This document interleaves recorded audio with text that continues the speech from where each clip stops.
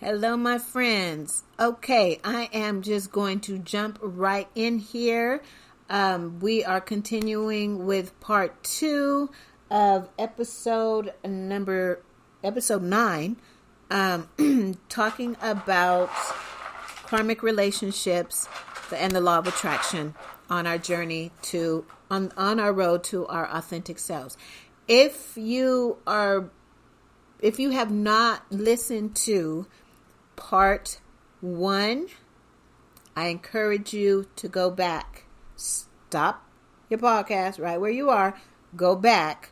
Listen to part 1, because if you don't, you will have no clue what I'm talking about right now. So do that. Don't go any further, because it ain't gonna be good for you. Just go back. Okay. So I am jumping right back in with the angry man walking into the Motel 6 office, where the man of my thoughts is getting ready to start talking to the receptionist, and I have stepped over in the corner. So the angry man walks in, and y'all, this man was red. He was so mad. And he walks over to the other window, and the little receptionist, she like 4'8", if that, really short, just little petite, and she has this look of fear on her face. And so she tells Mr. Man of my thoughts, please give me a moment to help him. And she walks over to the other window, and Mr. Angry Man just goes off. And I don't know how many times I've been up here trying, this thing is not working. You keep sliding it. It won't work. And she's trying to calm him down. And he goes, I am sick of these locked doors. Y'all, I don't know where it came from, but I heard myself say, no more locked doors. From, I think it's Friday. Yeah, from Friday. And it just came out of my mouth, and I'm standing there, and all three of them turn around and look at me, and we all bust up laughing. I mean, that was a moment where the tension broke immediately, and laughter was everywhere. I'm doubled over, laughing so hard my stomach is hurting, and I'm crying. The man of my thoughts is over there, and his voice is so deep, so it's just this whoa whoa. I mean, it's like bass laugh. And the little lady behind the desk, she's holding on. She's just red in the face and laughing hard. And the angry man, he's leaned up against the wall, howling. And I just looked at everybody, and it was a moment that I will never ever forget. And so he finally turns around to the receptionist, and he goes, "Don't make me get my pistola." And I go, "Oh no, not the pistola!" And I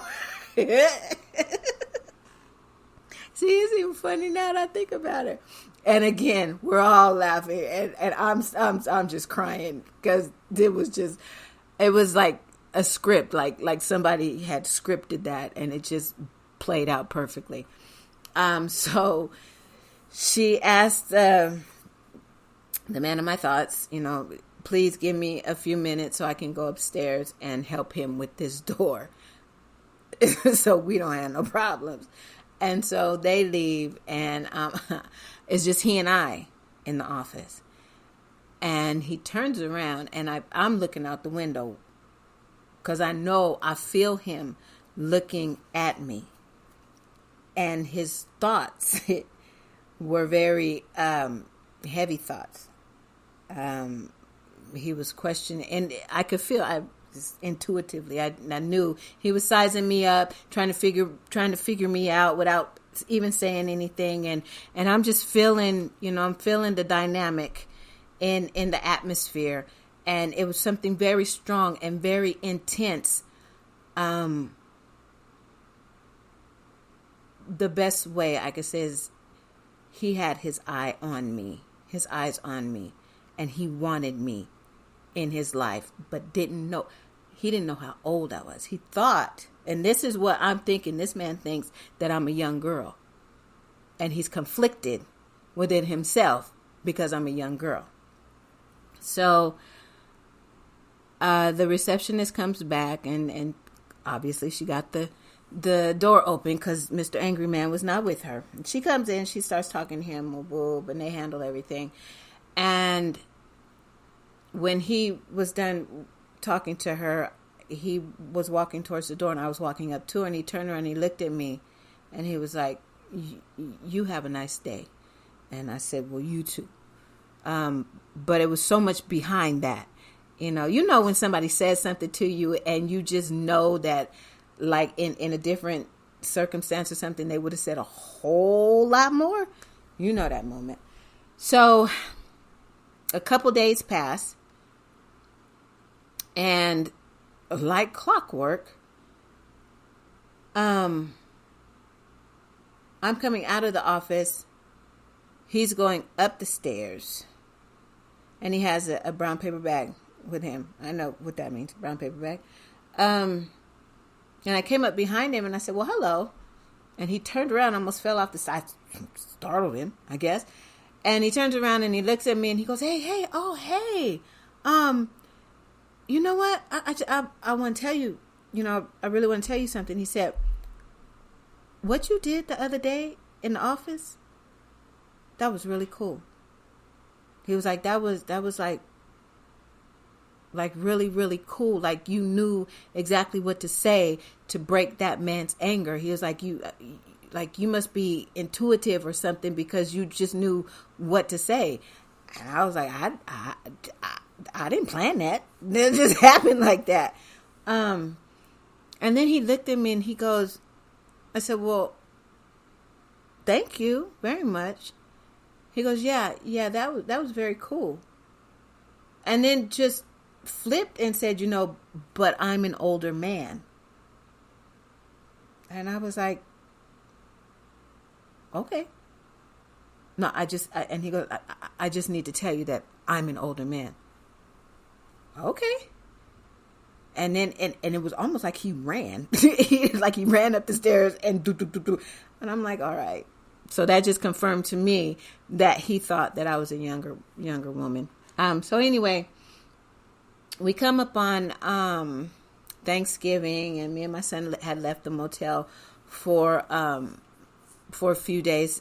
We spent Thanksgiving somewhere else, and the whole time we were gone, I'm thinking to myself, you know what, this is really intense. There is something that I need to find out about this relationship, about this man. Like, what is this attraction? And so I made up in my mind that if he was still there when we went back, that I was going to approach him and try and figure out what's going on. Sure enough, he was there. Saw him one morning across the street getting coffee. I'm on my way to go catch the bus to go to work. And he walks in. I was in the 7-Eleven, but he walked in, and I looked up and was like, oh. So he came over to get coffee, and matter of fact, I didn't have to work. I was over there getting coffee because I didn't have to work.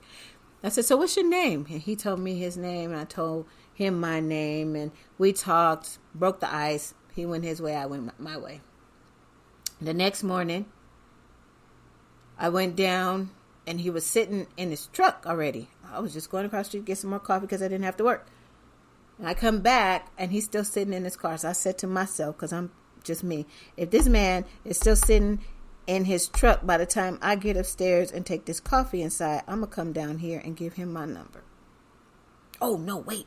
This is real conversation. What if he's married? No, I'm going to ask him if he's married. And then if he says no, I'm going to give him my number.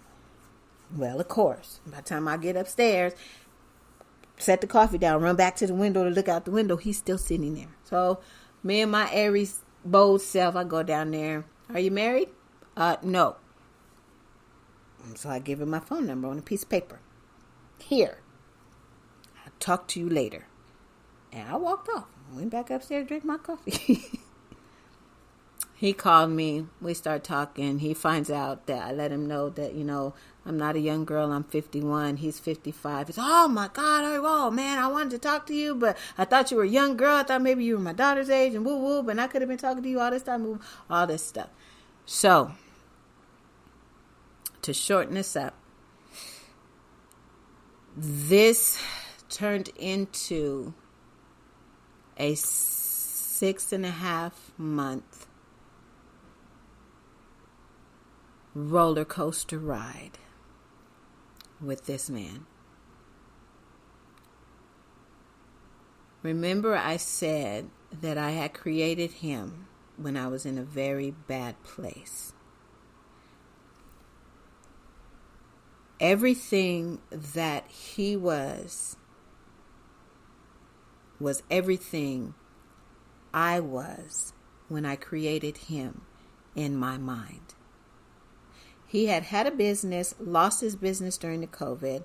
When COVID opened back up, he didn't jump out there to try and get himself reestablished. So he ended up losing everything. And had moved to Motel 6 to start over and lay a new foundation for himself. He moved to Motel 6 a week or two before I did.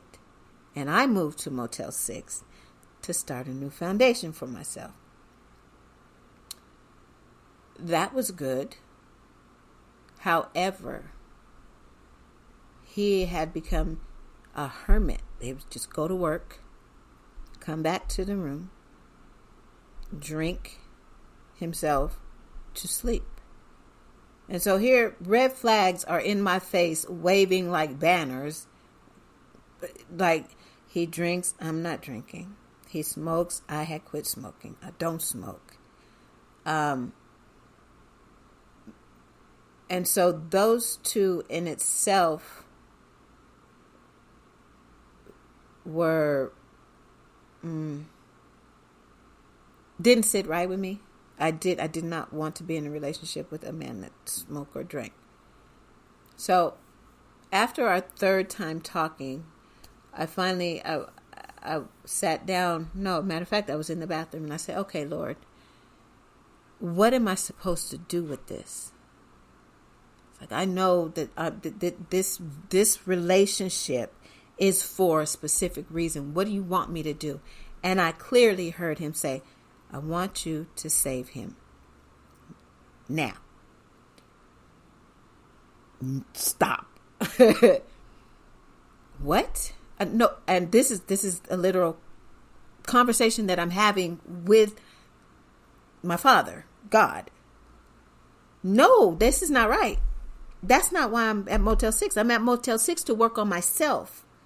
I'm at Motel 6 to get rid of, to acknowledge whatever it is that I need to acknowledge so that I can move forward in my life and stop reliving and getting into things that keep bringing me down. I save him. Why? That's your job. That ain't my job. I don't save people. That's Jesus. And I'm distraught because this is not what what he was supposed to say. And he clearly spoke and said, I want you to save him from himself. Why me? Why does it have to be me? And God said, because you are the only one who can. And at that point, I was just like, well, okay, fine. All right. And I told Mr. Man of my thoughts this. And he looked at me and he said, I understand that. I could see that. Okay. So, and then it was one major emotional roller coaster with him after another. The drinking. He's just a chain smoker, like pack a day. He was drinking Mickey's, and after the second time that I spent time with him, when he got to the second, about halfway through the second Mickey's, the tall cans, I watched a shadow go over his face, and he changed, and he became very boisterous and very arrogant and overly sexual. And I mean, it was just, I left the room, and I told him the next day, I was like, no, you are in a bad place. I watched a shadow move over you. And I'm explaining this to him. And this man is very spiritual. And one thing that really attracted me to him was the knowledge that he has about the Bible, about Christianity, the history of Christianity, parts of the Bible that have been left out, the reasons why they've been left out, because his grandparents and uncles were Masons and all these different kind of things. So he sat up under a lot of knowledge, and that's why I'm a knowledge seeker. So I would listen to him talk for hours, and he was literally connecting empty areas in my knowledge about Christianity, spirituality, about the Bible. He was literally putting stuff together for me that I had been questioning for years. And that part of the relationship was wonderful. But the other side was toxic for me.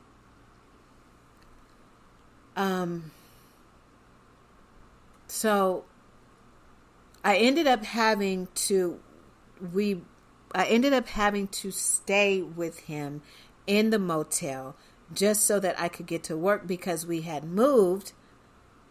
And I would have to commute 40 miles an hour back and forth to work, and my son's car broke down. And so it was either spend $120 a day on Uber to get to work, or just move into his room with him. And I moved into the room with him. And y'all, I almost lost myself. It got real bad real quick. And I won't go into a lot of detail, except to say that when God said that I was the only one who could do it, I hate to think about what would happen, what would have happened, or what could happen to any other woman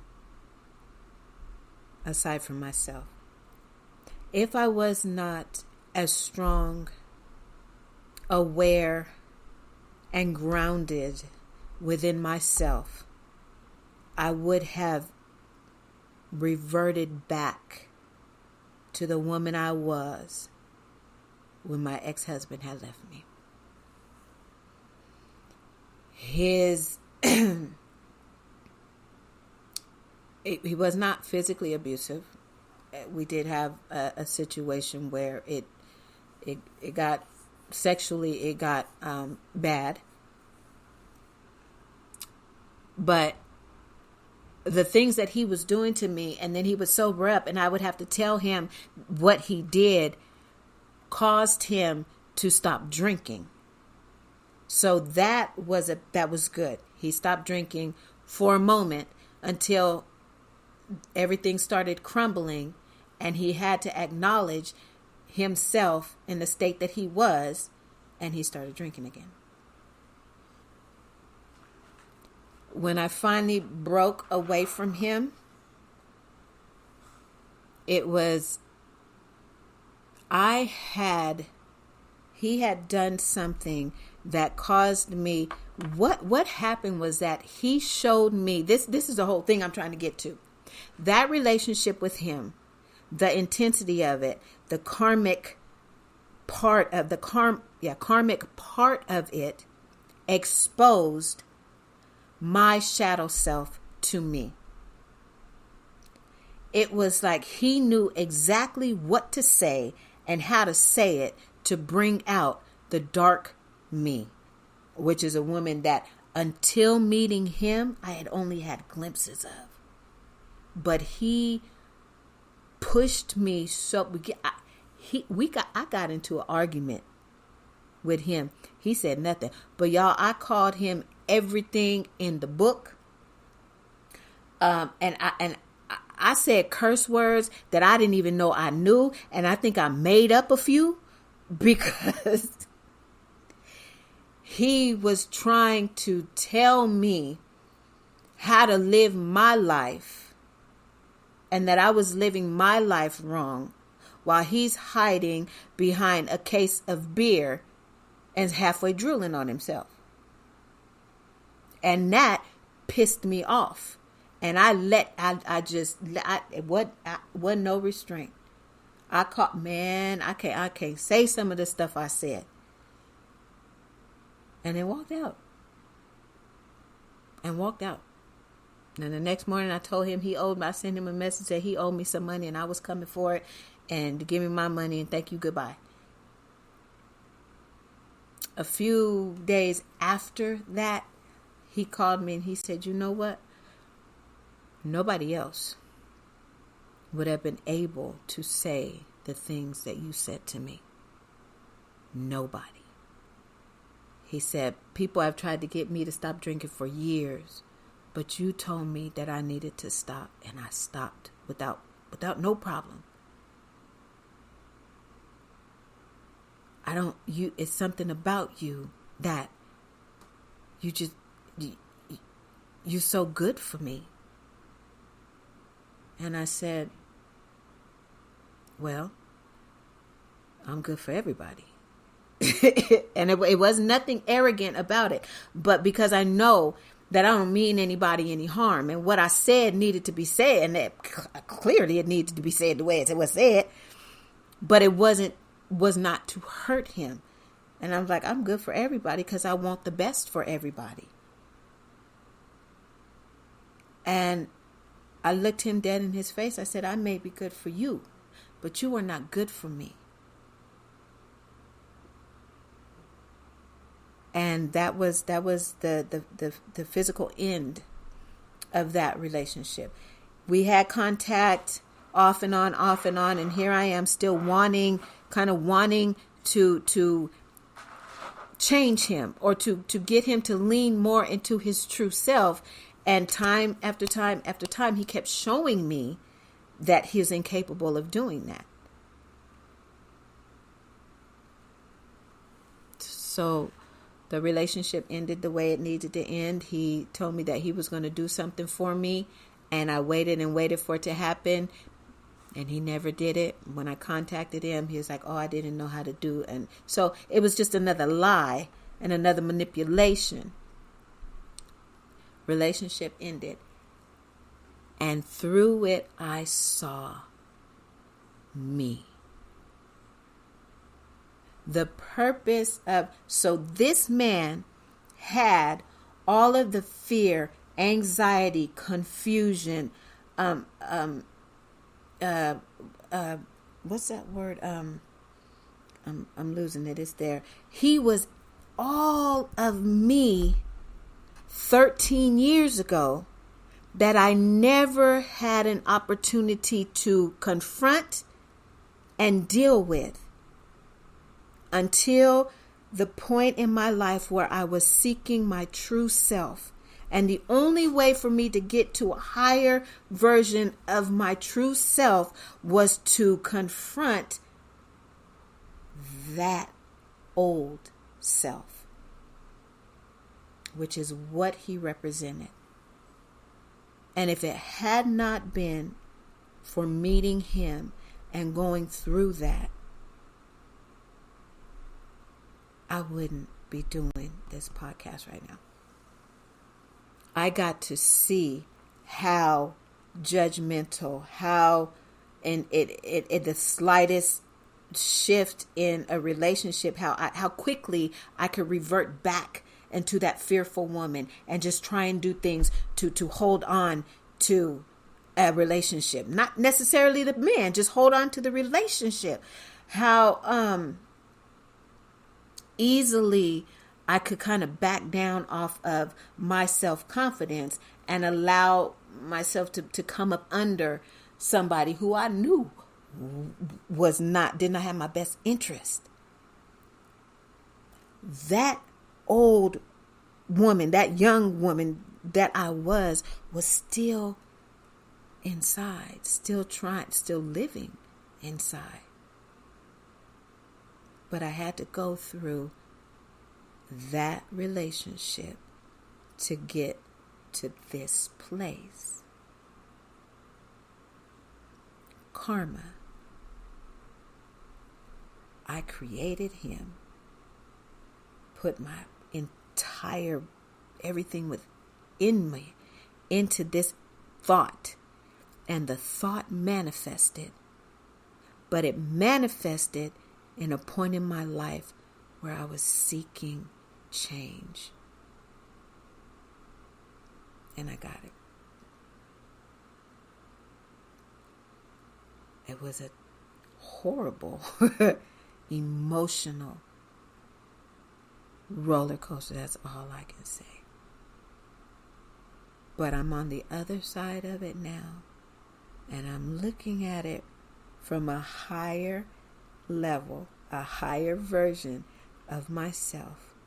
And I can see the necessity of it.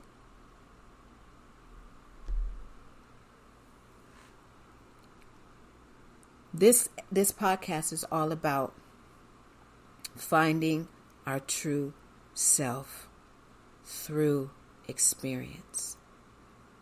And that experience broke me. Not the breaking like it shattered me or my life started to crumble. It wasn't a tower moment. It was an unlocking of a door, the closet door, where all my dark stuff was hidden.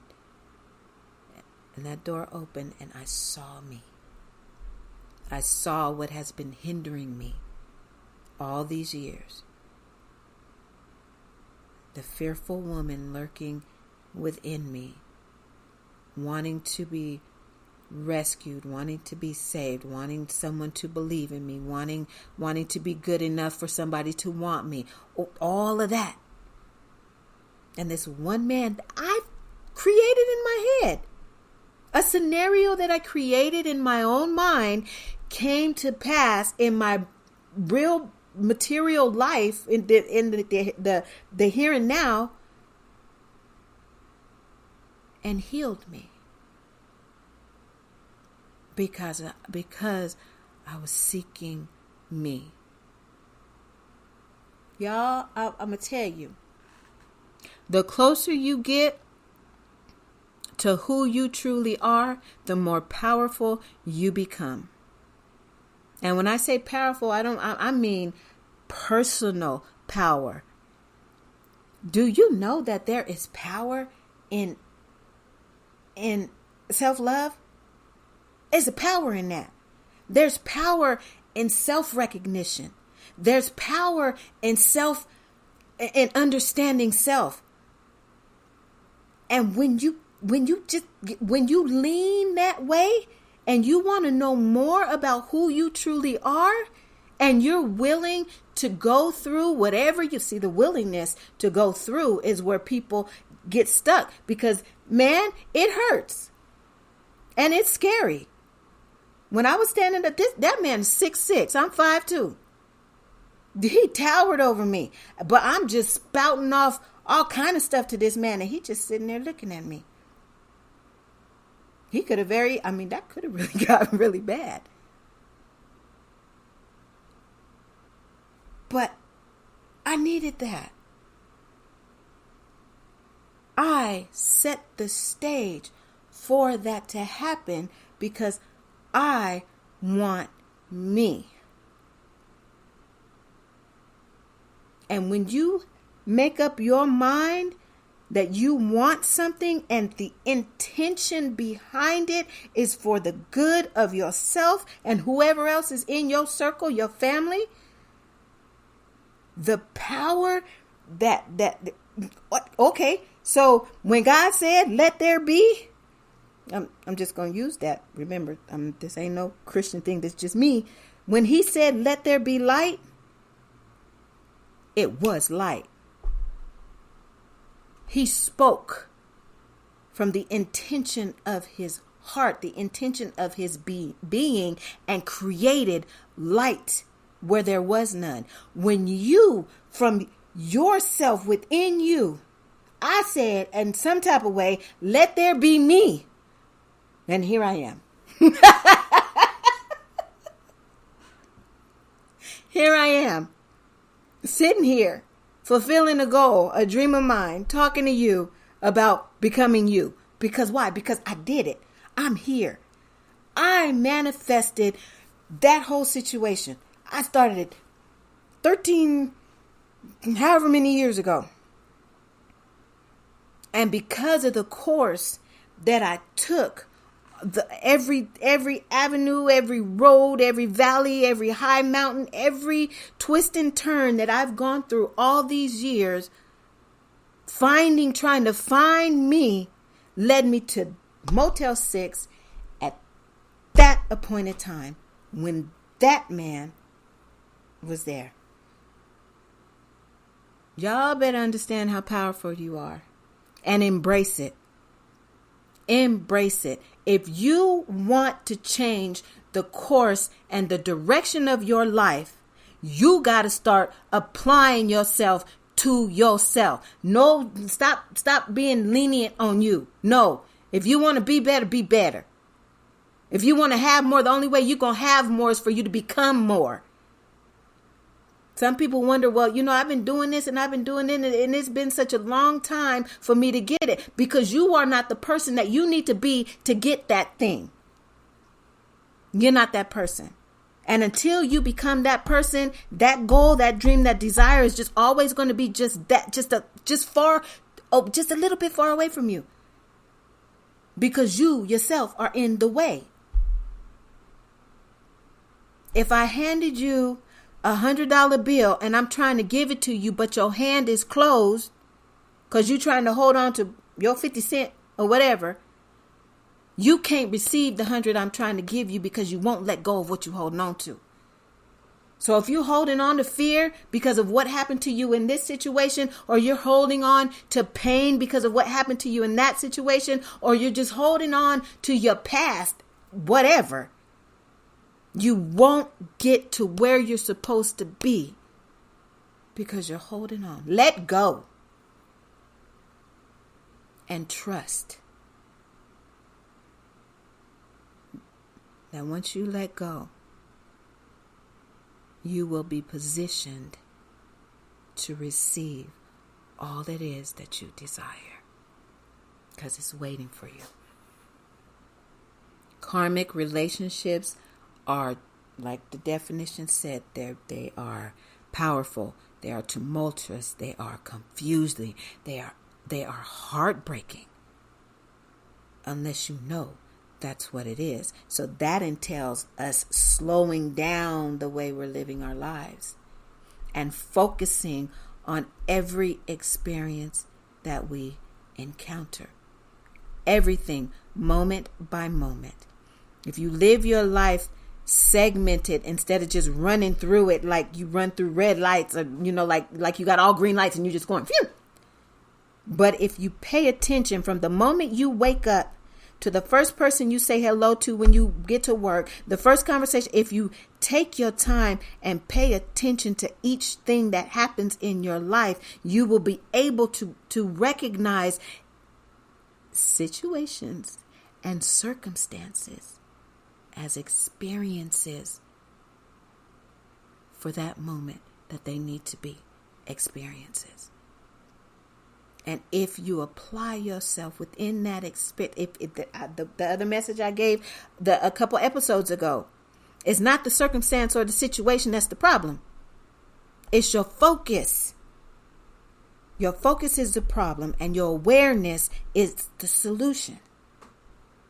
So focus on where you are and be aware of yourself within that. And know that it's there not to break you. Well, I can't say that because maybe you need to be broken, and that's why it's there. But if something's broken, it can be fixed, repaired, and renewed. This is good. This is really good. I'm so serious, y'all. Me, before that karmic relationship, I was good. I was good.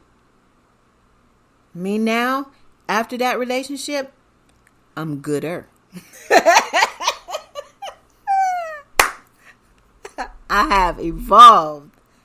I'm in a much better place. And now, so here's the coup de grace. As soon as that relationship ended, and I knew it ended because I had no feeling or thought about him. He crossed my mind and he just crossed. Let it go. I didn't hold on to the thoughts or nothing. I just let it go. And now I am in a beautiful, stable, strong, harmonious relationship. It's beautiful. And it's nothing that I was looking for. I wasn't looking for it. It came to me. And it's beautiful. And I don't know where it's going to go. I don't know. I just know that in this moment right now, I got a good, strong, harmonious partnership with somebody. And we having fun. And we learning. And we're growing.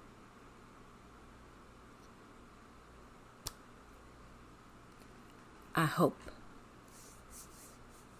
that you hear me. I hope that you feel me. Understand that I'm here and I get it. You are not alone. I got you. And I'm right here with you. I'm in the trenches. If you in battle, I'm on the battleground with you. I want to help. Let me help. Reach out to me. Revelations, REVELATIONZHET.org. It's a website. My website. Leave me a voicemail. Leave me a voice message. Oh, that's voice message, email, or call me. Let's talk about it. Let's talk about it. I feel good. I feel empowered.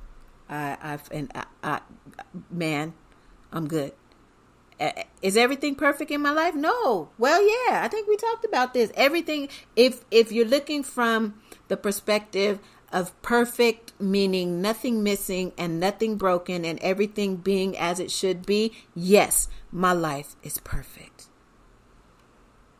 It's perfect. And I'm happy with it. I'm loving me and I'm loving my life. So listen. Check yourself. Don't be afraid of your shadow. Don't be afraid of your past. Put your shadow and your past to rest. And come on this side and live your life the way you were intended to live it. From a place of authenticity. I love y'all. Thank you for joining me.